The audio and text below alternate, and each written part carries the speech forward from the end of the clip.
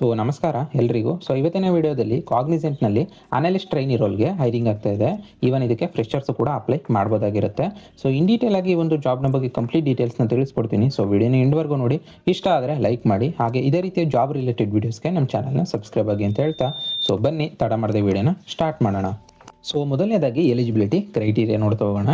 ಇದು ಬಂದು ಐಟಿ ಆಗಿ ಇಂಟಿಗ್ರೇಟೆಡ್ ಸ್ಮಾರ್ಟ್ ಆಪರೇಷನ್ಸ್ಗೆ ಎಲಿಜಿಬಿಲಿಟಿ ಕ್ರೈಟೀರಿಯಾ. ಎಜುಕೇಷನ್ ಬಂದು BCA, BSc mathematics, physics, chemistry, statistics, electronics.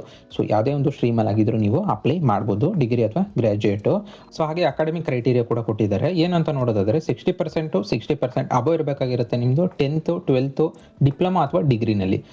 Even ನಿಮ್ಮದು ರೌಂಡ್ ಆಫ್ ಕೂಡ ಇರೋದಿಲ್ಲ ಯಾವುದೇ ರೀತಿಯಲ್ಲೂ ಕೂಡ. 59.9% ಇದ್ರೂ ಕೂಡ ನಿಮ್ಮದು ಇರೋದಿಲ್ಲ, ನೀವು ಎಲಿಜಿಬಿಲಿಟಿ ಕಳ್ಕೊಳ್ತೀರಾ ಅಂತಾನೆ ಹೇಳ್ಬೋದು. ಅದರ ಜೊತೆಗೆ ಯಾವುದೇ ರೀತಿಯ ಅರಿಯರ್ಸ್ ಕೂಡ ಇರಬಾರ್ದು, ಅಂದ್ರೆ ಯಾವುದೇ ರೀತಿಯ ಬ್ಯಾಕ್ಲಾಗ್ಸ್ ಕೂಡ ಇರಬಾರ್ದು ಅಂತಾನೆ ಹೇಳಿದ್ದಾರೆ.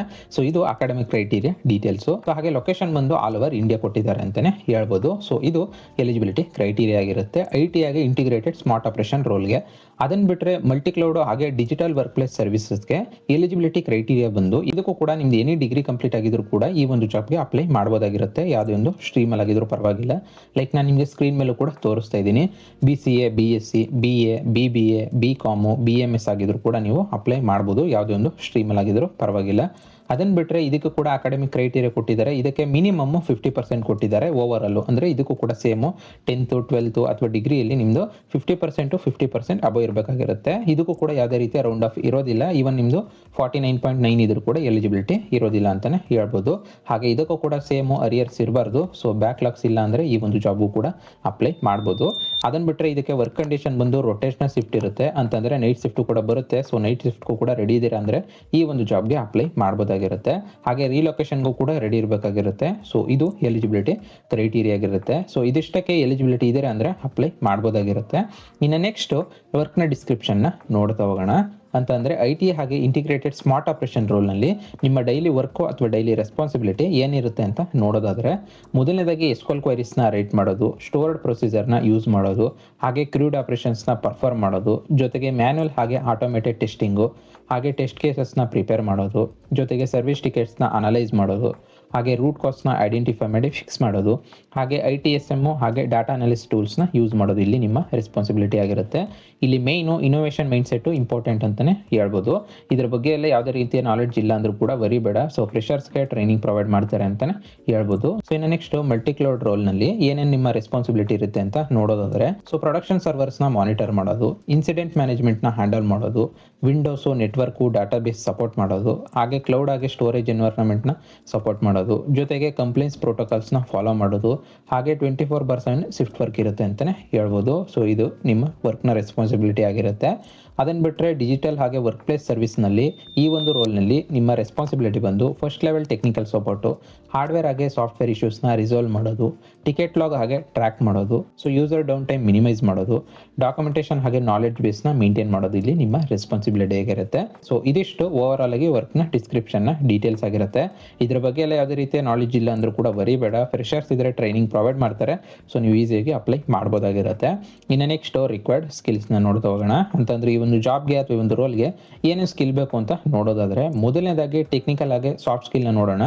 ಇಲ್ಲಿ strong analytical thinking, logical problem solving, basic technical aptitude, ಹಾಗೆ ಅಟೆನ್ಷನ್ ಟು ಡೀಟೇಲ್ ಸ್ಕಿಲ್ ಬೇಕಾಗಿರುತ್ತೆ ಅಂತಲೇ ಹೇಳ್ಬೋದು. ಇದು ಟೆಕ್ನಿಕಲ್ ಆಗಿ ಸಾಫ್ಟ್ ಸ್ಕಿಲ್ಲು. ಅದನ್ನು ಬಿಟ್ಟರೆ ಕಮ್ಯುನಿಕೇಷನ್ ಸ್ಕಿಲ್ ಕೂಡ ಇಂಪಾರ್ಟೆಂಟ್ ಇರುತ್ತೆ. ಕ್ಲಿಯರ್ ರಿಟರ್ನ್ ಕಮ್ಯುನಿಕೇಷನ್ ಸ್ಕಿಲ್ ಬರಬೇಕಾಗಿರುತ್ತೆ. ಇಂಗ್ಲೀಷ್ ಮ್ಯಾಂಡೇಟ್ರಿ ಇದ್ದೇ ಇರುತ್ತೆ ಅಂತಲೇ ಹೇಳ್ಬೋದು. ಹಾಗೆ ವರ್ಕ್ ಸ್ಕಿಲ್ಗೆ ಬಂದರೆ ಟೀಮ್ ಕೊಲಾಬ್ರೇಷನ್ನು, ಟೈಮ್ ಮ್ಯಾನೇಜ್ಮೆಂಟು, ಹಾಗೆ ಕಸ್ಟಮರ್ ಫೋಕಸ್ಡ್ ಮೈಂಡ್ಸೆಟ್ ಇರಬೇಕಾಗಿರುತ್ತೆ ಅಂತಲೇ ಹೇಳ್ಬೋದು. ಇದಿಷ್ಟು ರಿಕ್ವೈರ್ಡ್ ಸ್ಕಿಲ್ಸ್ನ ಡೀಟೇಲ್ಸು. ಆದಷ್ಟು ಈ ಒಂದು ಸ್ಕಿಲ್ಗಳನ್ನ ನಿಮ್ಮ ರಿಸ್ಯೂಮ್ನಲ್ಲೂ ಕೂಡ ಹೈಲೈಟ್ ಮಾಡಿ. ಇದರಿಂದ ಶಾರ್ಟ್ ಲಿಸ್ಟ್ ಆಗೋ ಚಾನ್ಸಸ್ ಕೂಡ ಜಾಸ್ತಿ ಇರುತ್ತೆ ಅಂತಲೇ ಹೇಳ್ಬೋದು. ಇನ್ನು ನೆಕ್ಸ್ಟ್ ಸ್ಯಾಲ್ರಿ ಹಾಗೆ ಬೆನಿಫಿಟ್ಸ್ನ ಡೀಟೇಲ್ಸ್ನ ನೋಡ್ತಾ ಹೋಗೋಣ.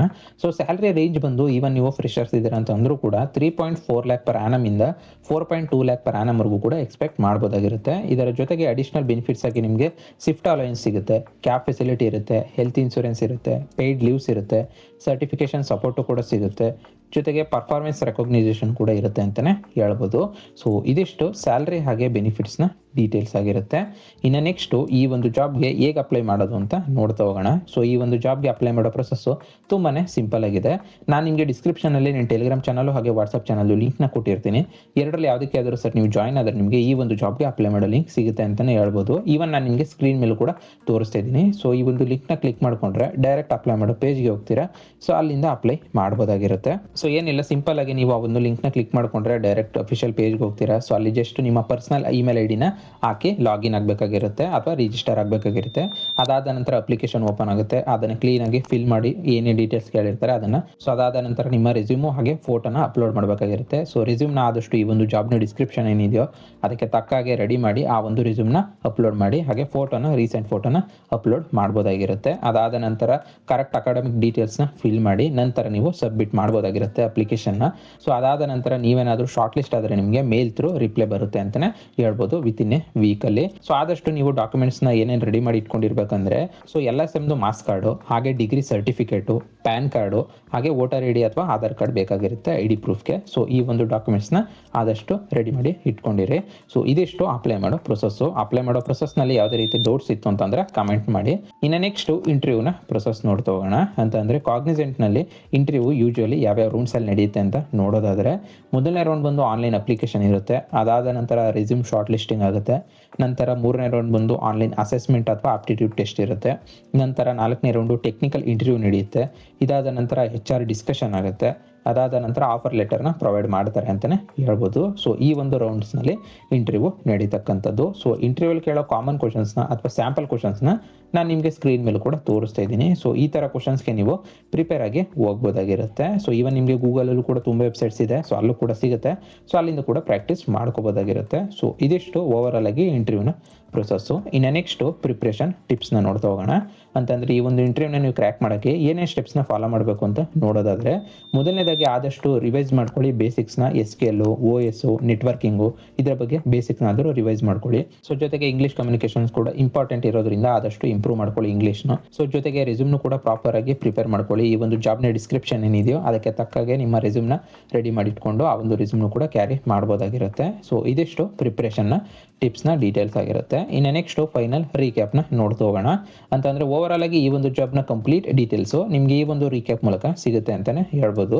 ಸೊ ಕಂಪ್ನಿಯ ನೇಮ್ ಬಂದು ಕಾಗ್ನಿಸೆಂಟ್ ಆಗಿರುತ್ತೆ. ರೋಲ್ ಬಂದು ಅನಾಲಿಸ್ಟ್ ಟ್ರೈನಿ ರೋಲ್ ಆಗಿರುತ್ತೆ. ಇನ್ನು ಬ್ಯಾಚಸ್ ಬಂದು 2024 ಹಾಗೆ ರೀಸೆಂಟ್ 2025 ಸ್ಟೂಡೆಂಟ್ಸು ಅಪ್ಲೈ ಮಾಡ್ಬೋದಾಗಿರುತ್ತೆ. ಇನ್ನು ಸ್ಯಾಲ್ರಿ ವಿಚಾರಕ್ಕೆ ಬಂದರೆ 3.4 ಲ್ಯಾಕ್ ಪರ್ ಆ್ಯನಮಿಂದ 4.2 ಲ್ಯಾಕ್ ಪರ್ ಆ್ಯನಮ್ವರೆಗೂ ಕೂಡ ಎಕ್ಸ್ಪೆಕ್ಟ್ ಮಾಡ್ಬೋದಾಗಿರುತ್ತೆ. ಜೊತೆಗೆ ಲೊಕೇಶನ್ ಬಂದು ಆಲ್ ಓವರ್ ಇಂಡಿಯಾ ಇರುತ್ತೆ. ಸೊ ಹಾಗೆ ಇದು ಬಂದು ರೊಟೇಷನಲ್ ಶಿಫ್ಟ್ ಆಗಿರೋದ್ರಿಂದ ನೈಟ್ ಶಿಫ್ಟ್ ಕೂಡ ಇರುತ್ತೆ. ಸೊ ನೈಟ್ ಶಿಫ್ಟ್ ಕೂಡ ರೆಡಿ ಇದ್ದೀರಾ ಅಂದರೆ ಈ ಒಂದು ಜಾಬ್ಗೆ ಅಪ್ಲೈ ಮಾಡ್ಬೋದಾಗಿರುತ್ತೆ. ಸೊ ಇದಿಷ್ಟು ಓವರಾಲ್ ಆಗಿ ಈ ಒಂದು ಜಾಬ್ನ ಕಂಪ್ಲೀಟ್ ಡೀಟೇಲ್ಸು. ಸೊ ವಿಡಿಯೋನ ಇಲ್ಲಿವರೆಗೂ ನೋಡಿದರೆ ಅಂದರೆ ಕಂಪ್ಲೀಟ್ ಇನ್ಫಾರ್ಮೇಷನ್ ಸಿಕ್ಕಿದೆ ಅಂತ ಅನ್ಕೊಂಡಿದ್ದೀನಿ. ಇದ್ರ ಮೇಲೂ ನಿಮ್ಗೆ ಯಾವುದೇ ರೀತಿ ಡೌಟ್ಸ್ ಇತ್ತು ಅಂತಂದರೆ ಕಮೆಂಟ್ ಮಾಡಿ, ರಿಪ್ಲೈ ಮಾಡ್ತೀನಿ. ಸೊ ಹಾಗೆ ಇದೇ ರೀತಿಯ ಜಾಬ್ ರಿಲೇಟೆಡ್ ವೀಡಿಯೋಸ್ಗೆ ನಮ್ಮ ಚಾನಲ್ನ ಸಬ್ಸ್ಕ್ರೈಬ್ ಆಗಿ ಅಂತ ಹೇಳ್ತಾ, ಸೊ ಮತ್ತೆ ಮುಂದಿನ ವಿಡಿಯೋ ಜೊತೆಗೆ ಸಿಗೋಣ. ಅಲ್ಲಿವರೆಗೂ ಜೈ ಕರ್ನಾಟಕ ಮಾತೆ, ಜೈ ಹಿಂದ್.